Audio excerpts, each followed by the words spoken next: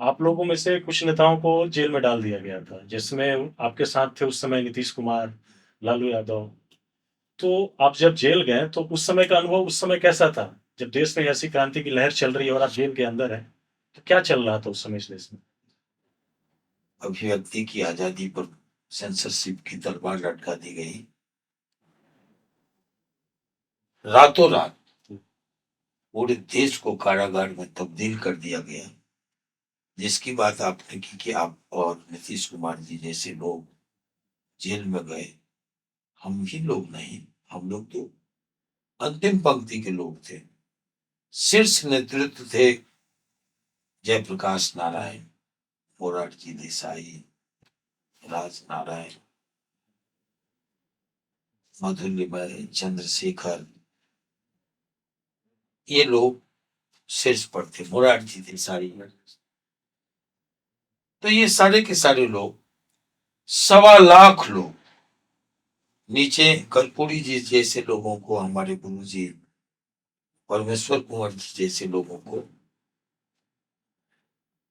विदेशों में शरण लेना पड़ा, नेपाल में शरण लेना पड़ा, अंडरग्राउंड भूमिका अदा करनी पड़ी। सत्येंद्र नारायण सिंह जी को विदेश भागना पड़ा जेल से बचने के लिए। और हम जैसे लोग, लालू प्रसाद, रामविलास पासवान, नीतीश कुमार, शिवानंद तिवारी, वशिष्ठ नारायण सिंह, आपको सुशील कुमार मोदी, आनंद मोहन, हमारे जैसे लोग जेलों में बंद रहे। तो दौर दौर आप लोगों का काफ़ी लंबा था। 25 महीने जेल में रहना, किसी भी व्यक्ति की स्वतंत्रता को छीन लेना बहुत बड़ी बात थी, और इमरजेंसी के तो दौरान। ये देश पर इमरजेंसी थोपने वाले जब आज चिल्पों मचाते हैं, संविधान खतरे में, तो हंसी आती है। वो दौर लोगों ने जिसने देखा वो बहुत खौफनाक मंजर था, और उसमें कोई लौटना नहीं चाहता है। इसलिए आज जो जनतंत्र की जड़ें इस देश में खोदने का काम किया, उनकी जड़ें खुद गई बिहार में। और आज वो आरजेडी के ड्राइंग रूम की का में एक कॉर्नर में गुलदस्ता बन के शोभा बढ़ा रहा है। हैसियत यही है, एक दूसरे पर लोग डिपेंड है।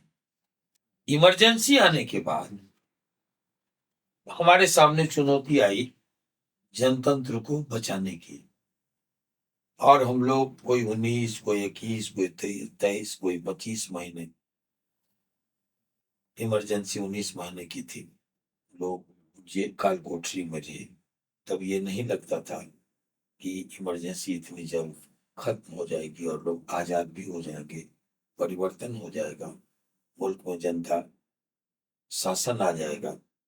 ये लोगों ने सोचा नहीं था। लोग जो इमरजेंसी, तानाशाही का विश्व भर का इतिहास था, उसको हम लोग देखते, पढ़ते, सुनते थे। और जो समाजवादी और कई कई विचारधारा के लोग इमरजेंसी में जेलों में थे, क्लासेस चलते थे हम लोगों के कई विषयों पर, उसमें तानाशाही भी एक विषय होता था। तो विश्व भर के तानाशाही को पढ़ने वाले, जानने वाले लोग जानते थे कि इंदिरा जी सिंह की सवारी कर दी है। अब उनको न उतरते बन रहा है और न चढ़ते बन रहा है, बने रहना बन रहा है। तो ये इमरजेंसी अभी खींचेगा, ये शासन व्यवस्था अभी चलेगी। इंदिरा जी ने, इसलिए तो हंसी आती है कि जिसने संसद के कार्यकाल को, जिन लोगों ने अपनी सुविधा अनुसार मुल्क पर तानाशाही थोपे और बने रहने के लिए सत्ता में 6 वर्ष कर दिया, कार्यकाल को बढ़ा दिया, वो आज कहते हैं संविधान खतरे में। तो संसद का कार्यकाल भी बढ़ा, जी। तो स्वाभाविक है लोगों के मन में दहशत था। जो अंदर थे लोग को लगता था अब कब छूटेंगे, परिवार से भी भेंट होगी नहीं। बिल्कुल ये काली अंधेरी रात की तरह थी वो इमरजेंसी। वो दौर देखकर काफ़ी डर सा लगता है, ऐसा लगता है। नहीं, हम लोग तो नौजवान थे, हम लोग तो 17 साल के थे, हम लोग के मन में भय नहीं था।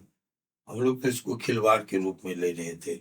सामने भगत सिंह की प्रेरणा थी, मौत की, फांसी की, इसलिए डर नहीं रहे थे। लेकिन जो बुजुर्ग लोग थे, समाजवादी आंदोलन के या फिर आरएसएस बैकग्राउंड के कई विचारधारा के लोग थे जिनको इमरजेंसी में पैक कर दिया गया था। तो जो बुजुर्ग थे उनको लगता था कि अब आप निकल भी पाएंगे कि नहीं, परिवार से मिल भी पाएंगे कि नहीं। उनके सामने पारिवारिक चुनौतियां थी, स्थितियां थी, परेशानियां थी, तो वो थोड़ा परेशान हो रहे थे।